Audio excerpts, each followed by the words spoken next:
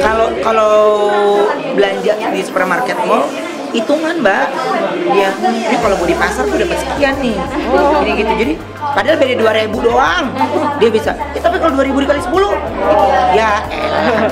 Jadi dia bisa nggak jadi beli, karena dia udah tahu harga yang di pasarnya berapa gitu.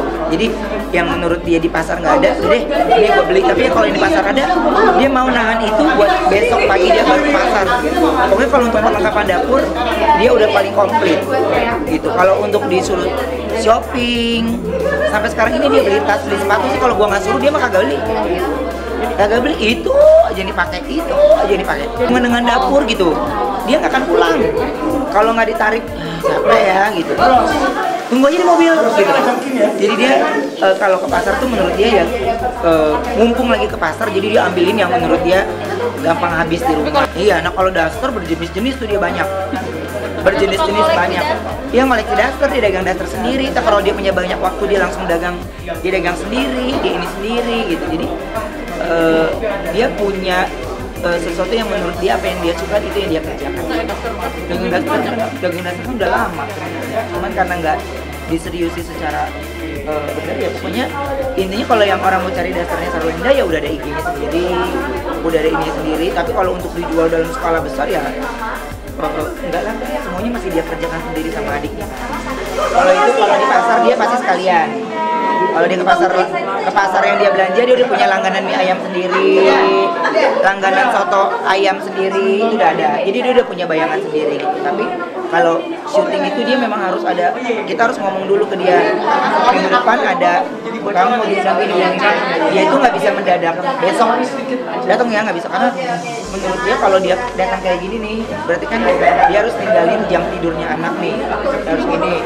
Oh berarti gue harus siapin dulu nih kalau anak gue bangun, jadi dia mesti ada prepare. Banyak pertimbangan. Contohnya, contohnya kalau nggak kuat mental, jangan pacaran dulu sama anak indigo.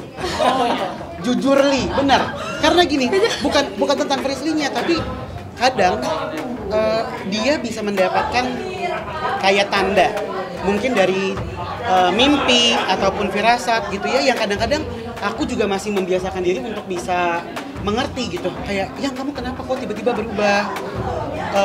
Dia kadang-kadang suka bicara tanpa sadar, yang mungkin itu bisa jadi pesan gitu. Nah dari situ aku sudah membiasakan diri sekarang ini untuk bisa lebih tahu lagi, dan itu bisa kapan aja, bisa tiba-tiba Frisly ngebantuin orang gitu, ataupun Frisly mendapatkan mimpi di malam hari yang menjadi tanda, dan itu efek sampingnya bisa kemana-mana. Aku pun bisa kena, kita bisa ketemu di mimpi yang sama. Semalam aku mimpi pergi ke rumah warnanya hijau, pagar tinggi. Ya sama, aku juga. Iya, ternyata kayak sama. Banyak banget hal yang kita alamin bareng-bareng ya kak. Tapi kalau dibilang cewek-cewek lain bisa berantem cuma karena cemburu, aku berantem sama Kak Jody karena kita membahas hantu. Gitu kan, yang unik dong, semua harus tahu juga. Ya kalau aku secara pribadi memang aku secara keturunan keluarga kan, jadi dari kecil memang sudah terbiasa untuk ngeliat. Tapi ya baru berani cerita sepenuhnya ya sama Kak Jordi. Makanya aku bilang ketemu sama dia tuh kayak ketemu sama sosok kakak, pacar, partner, apapun itu ya memang bisa semuanya ada di Kak Jordi.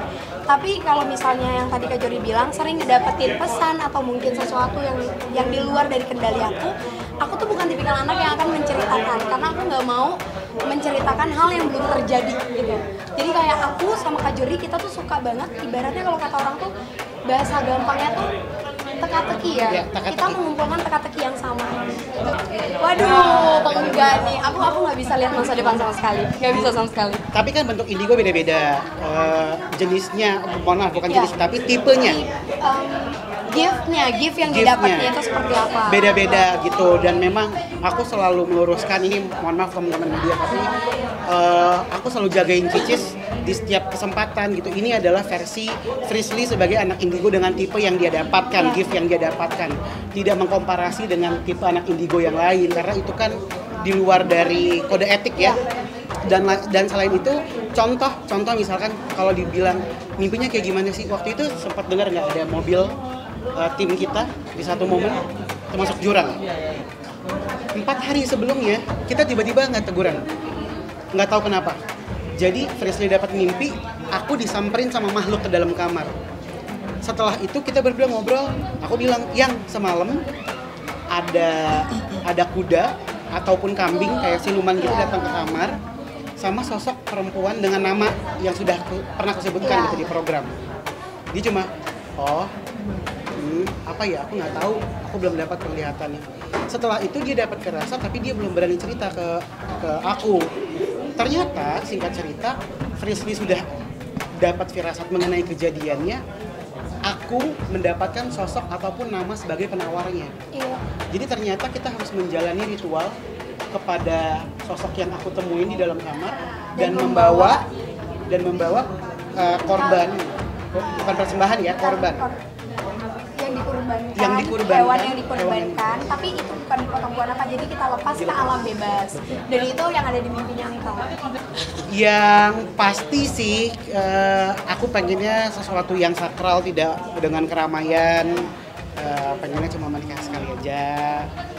Terus, Ya kalau berkali-kali mah. Iya enggak kan, tapi doa Ya, satu betul, kali amin, untuk amin, selamanya. amin. Dan juga kalau untuk perayaannya seperti apa, kayaknya aku juga tiap ulang tahun tematik deh. Kemarin safari, sebelumnya juga apa aku sebelumnya? Sebelumnya di Singapura juga, jadi itu lebih ke fun aja. Buat yang ngasih pesan buat anak-anak yang muda semuanya, kita juga tidak bermimpi untuk bisa menjadi seperti ini, karena memang cita-cita saya dulu mungkin bukan pengen jadi orang kaya, cita-cita pengen jadi orang bahagia. Jadi dengan apapun itu ya kita syukuri. Jadi dulu cuma di garasi 3 karyawan atau 4 karyawan, lupa, 3 karyawan dengan saya sama dia berlima. Akhirnya dari mulai garasi pelan-pelan dan semuanya juga kita kerjakan di rumah. Ibaratnya jadi ya itu, jadi nggak pernah untuk takut dimulai semuanya dari kecil dulu, asal kita fokus, kita tahu apa yang mau kita kerjain dan kita mau belajar. Puas atau bahagia, semuanya yang penting ini kita tidak boleh merasa puas terus. Kalau aku sih intinya selama gue masih bernafas dan gue masih hidup ya terus, gue tidak boleh berpuas diri. Dan kalau gue tipenya tuh orangnya istirahat boleh sejenak, setelah istirahat kita balik lagi ke track kita. Jadi nggak boleh kata menyerah sampai kita mati itu baru nyerah. Bulan November sih dia udah nggak ngambil banyak acara, udah fokus karena kondisi juga kan sekarang memang COVID begini, masih ya meskipun kita udah jauh membaik tapi kan kita jaga-jaga karena mau lahiran. Saya pun nggak terlalu banyak ambil kerjaan yang memang tambahan-tambahan gitu, karena memang udah sampai anak lahiran. Ya ini kan udah mau akhir tahun juga, mungkin awal tahun lagi baru mulai kita banyakin aktivitas. Cuman sekarang ya kita lebih fokus di peran. Ya lagi, tapi alhamdulillah kita juga dapat rezekinya tuh kerjanya juga nggak jauh-jauh dari rumah gitu. Jadi Kita kerjanya di rumah semua. ya dijalanin aja gitu. Semenjak sudah menikah dan sudah menikah, Apapun rezeki anak, rezeki menikah, istri, didoain keluarga itu pasti ada aja. Jadi nggak usah pernah takut, apa yang kita kerjakan juga baiknya kita bagi ke keluarga, kita kasih ke keluarga, karena ya mau apa lagi, hidup kan buat cari berkah. Kita udah ngomong kan, dari tadi kan kita ngomong, kita sampaikan. Sedikit dong, gimana tadi ya? Pendidikan, kita nggak bisa sharing ya. Pelan-pelan bang, jangan bawa di bang, slow aja bang. Bunda kok kayak menghindar terus sih Bunda, kenapa Bunda? Tadi udah jelasin ya, 38 pertanyaan. Ya daerah lainnya bang, kayak gimana? Harusnya. Gimana Bunda? Gimana Bunda? Saya benar 38 pertanyaan Pak. Untuk di atas lainnya kapan bang? Itu panggilan. Ya gitu ya. Kan materinya udah dalam pendidikan. Bentar. Ada materi pendidikannya. Seperti diketahui, diperiksa sebagai saksi, ya, masih sudah dalam tahap penyidikan. Berapa pertanyaan yang ditanyakan? 38 pertanyaan yang untuk terhadap Rachel. Seputar apa Pak? Yang terhadap Rachel seputar apa Pak? Kalau bahan seputarnya apanya ada sama penyidik, ya. Aku nggak bisa share di sini. Oh berarti pertanyaan seputar apanya penyidik berarti? Ya kronologis dan lain-lainnya lah. Intinya seperti itu. Kalau pemeriksaan pertama kan dalam tahap penyelidikan kan. Kalau sekarang berarti sudah masuk ke berita acara pemeriksaan. Ya BAP ya, penyidikan. Kemungkinan ada. Kita nanti nunggu panggilan. Ya ini kan baru kemarin naik ke penyidikan kan, gitu ya. Secara otomatis juga masih diperiksa sebagai saksi, gitu loh. Ya. Nanti biarkan penyidik yang bekerja melakukan analisa, kita lihat berikutnya seperti apa. Oh itu tadi kita bagi ya soal yang lainnya, tapi seputaran dulu. Belum tahu. Itu aku. Oh iya, itu silakan yang sifatnya merupakan tupoksi dari penyidik, silakan tanya ke penyidik. Ya alhamdulillah baik ya. Oh itu nggak tahu ya, itu hak seseorang ya untuk bungkam ya. Kurang tahu deh. Aku juga bicara sama tim lawyer yang lain. Tapi selain Nawawi diperiksa juga dulu? Iya, diperiksa juga. Sebagai saksi juga. Bang, kondisi kalau Girahan gimana Bang? Baik. Tertekan ya? Baik, Bang. Intinya baik, Bang. Ya. Oke, terima kasih ya. Bang, panggilan berarti minggu depan ya? Belum tahu. Nanti kami tunggu surat panggilan. Ya. Teruntuk semua followersku, sekali lagi harap berhati-hati terhadap banyaknya penipuan yang mengatasnamakan Ivan Gunawan. Mohon untuk perhatian kalian untuk tidak dengan mudah percaya dengan kuis, sayembara, atau iming-iming dari oknum-oknum yang tidak bertanggung jawab. Semoga kalian lebih bijak menggunakan sosial media. Semoga tidak ada lagi korban-korban penipuan seperti ini.